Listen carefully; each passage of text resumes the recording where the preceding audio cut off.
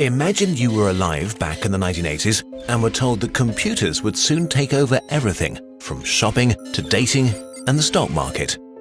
That billions of people would be connected via a kind of web. That you would own a handheld device orders of magnitude more powerful than supercomputers. It would seem absurd, but then all of it happened. Science fiction became our reality and we don't even think about it. We're at a similar point today with genetic engineering. So let's talk about it. Where it came from, what we're doing right now, and about a recent breakthrough that will change how we live and what we perceive as normal forever.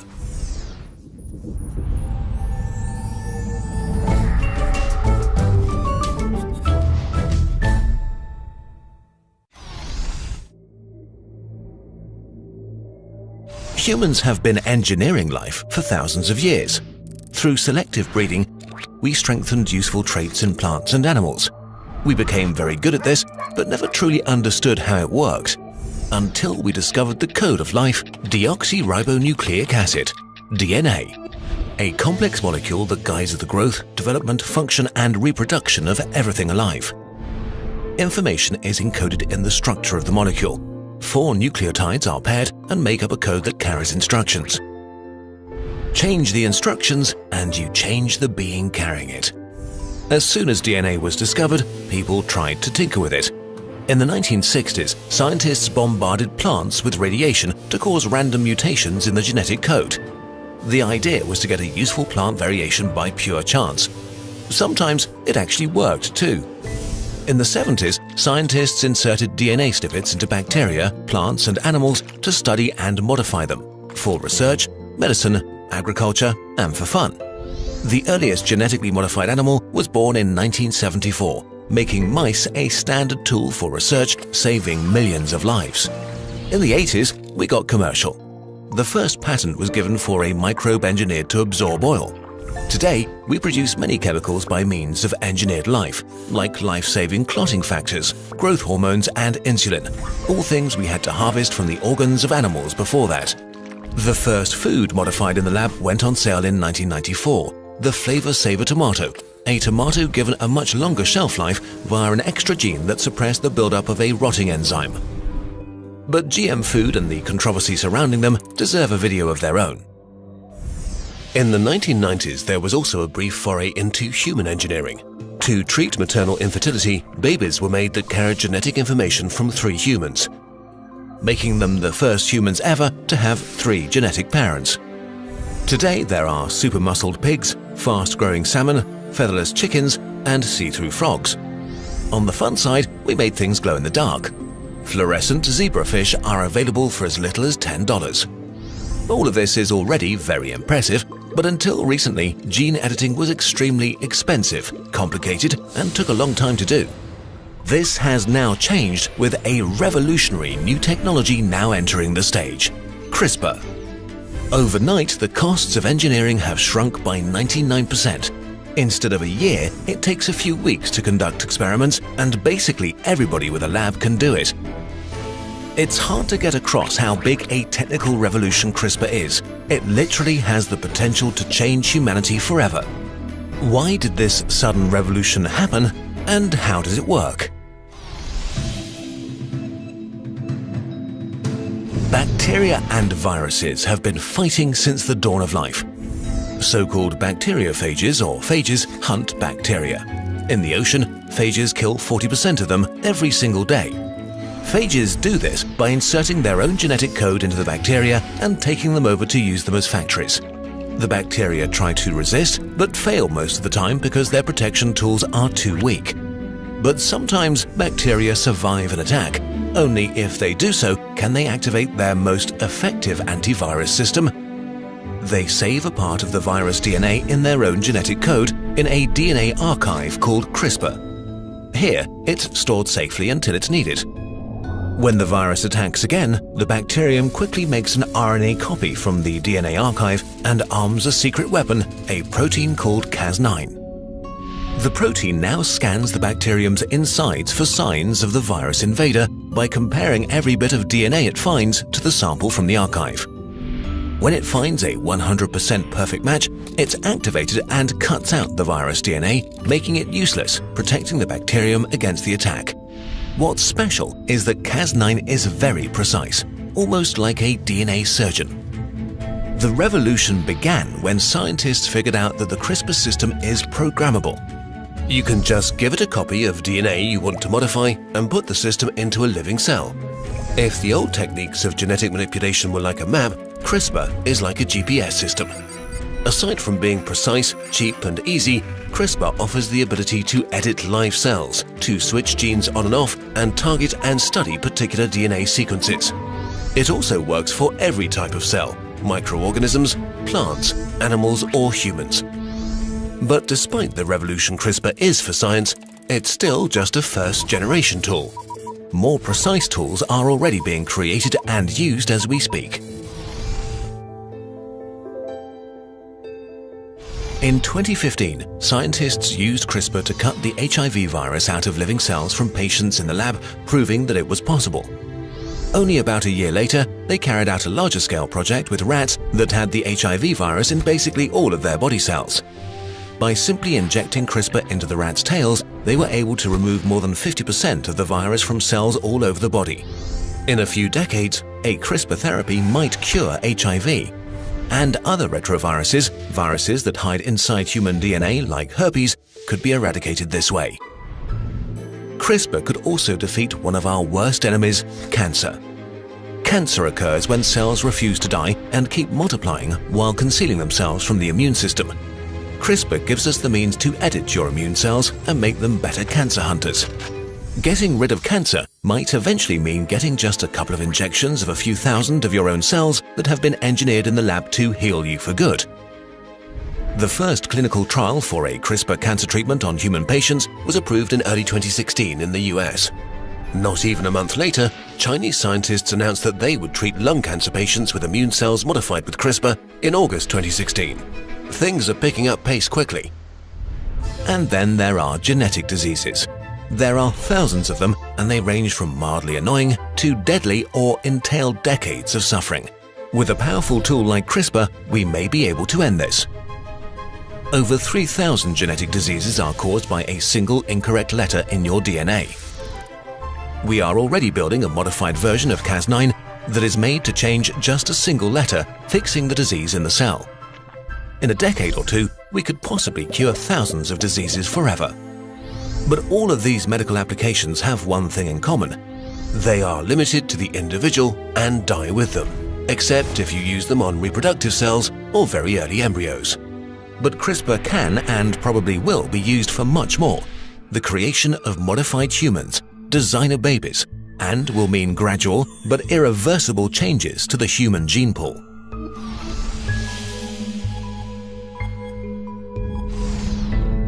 The means to edit the genome of a human embryo already exist, though the technology is still in its early stages, but it has already been attempted twice. In 2015 and 2016, Chinese scientists experimented with human embryos and were partially successful on their second attempt. They showed the enormous challenges we still face in gene editing embryos, but also that scientists are working on solving them. This is like the computer in the 70s. There will be better computers. Regardless of your personal take on genetic engineering, it will affect you.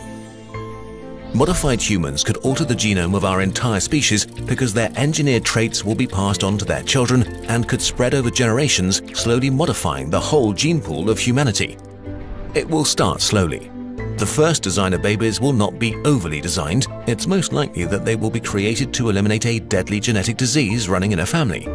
As the technology progresses and gets more refined, more and more people may argue that not using genetic modification is unethical because it condemns children to preventable suffering and death and denies them the cure. But as soon as the first engineered kid is born, a door is opened that can't be closed anymore. Early on, vanity traits will mostly be left alone. But as genetic modification becomes more accepted and our knowledge of our genetic code enhances, the temptation will grow. If you make your offspring immune to Alzheimer, why not also give them an enhanced metabolism? Why not throw in perfect eyesight? How about height or muscular structure? Full hair? How about giving your child the gift of extraordinary intelligence? Huge changes are made as a result of the personal decisions of millions of individuals that accumulate. This is a slippery slope. Modified humans could become the new standard. But as engineering becomes more normal and our knowledge improves, we could solve the single biggest mortality risk factor, aging. 2/3 of the 150,000 people who die today will die of age-related causes.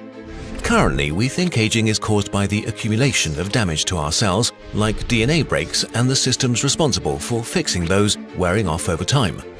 But there are also genes that directly affect aging. A combination of genetic engineering and other therapy could stop or slow down aging, maybe even reverse it. We know from nature that there are animals immune to aging. Maybe we could even borrow a few genes for ourselves. Some scientists even think biological aging could be something that eventually just stops being a thing. We would still die at some point, but instead of doing so in hospitals at age 90, we might be able to spend a few thousand years with our loved ones. Research into this is in its infancy, and many scientists are rightly skeptical about the end of aging. The challenges are enormous, and maybe it is unachievable. But it is conceivable that people alive today might be the first to profit from effective anti-aging therapy. All we might need is for someone to convince a smart billionaire to make it their next problem to solve. On a bigger scale, we certainly could solve many problems by having a modified population. Engineered humans might be better equipped to cope with high-energy food, eliminating many diseases of civilization like obesity. In possession of a modified immune system, with a library of potential threats, we might become immune to most diseases that haunt us today.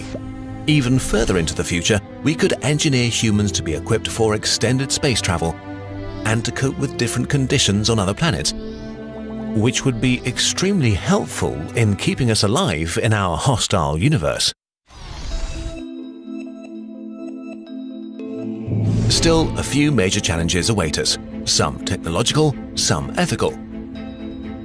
Many of you watching will feel uncomfortable and fear that we will create a world in which we will reject non-perfect humans and pre-select features and qualities based on our idea of what's healthy. The thing is, we are already living in this world. Tests for dozens of genetic diseases or complications have become standard for pregnant women in much of the world. Often, the mere suspicion of a genetic defect can lead to the end of a pregnancy. Take Down syndrome, for example, one of the most common genetic defects. In Europe, about 92% of all pregnancies where it's detected are terminated. The decision to terminate a pregnancy is incredibly personal, but it's important to acknowledge the reality that we are pre-selecting humans based on medical conditions.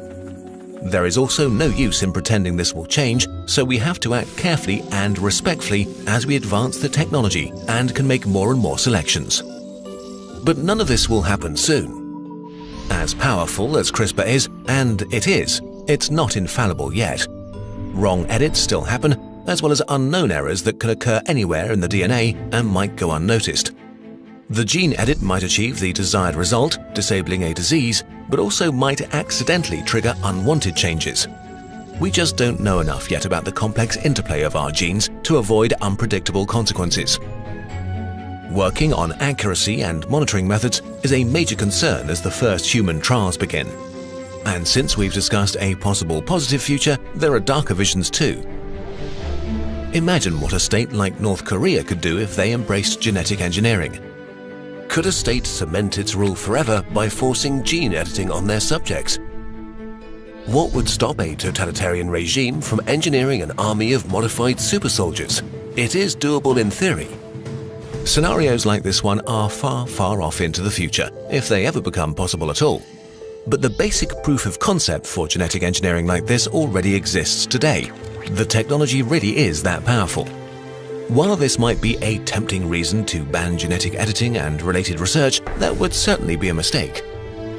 Banning human genetic engineering would only lead to the science wandering off to a place with jurisdiction and rules that we're uncomfortable with. Only by participating can we make sure that further research is guided by caution, reason, oversight, and transparency. Do you feel uncomfortable now? Most of us have something wrong with them. In the future that lies ahead of us, Would we have been allowed to exist? The technology is certainly a bit scary, but we have a lot to gain, and genetic engineering might just be a step in the natural evolution of intelligent species in the universe. We might end disease. We could extend our life expectancy by centuries and travel to the stars. There's no need to think small when it comes to this topic. Whatever your opinion on genetic engineering, the future is approaching no matter what.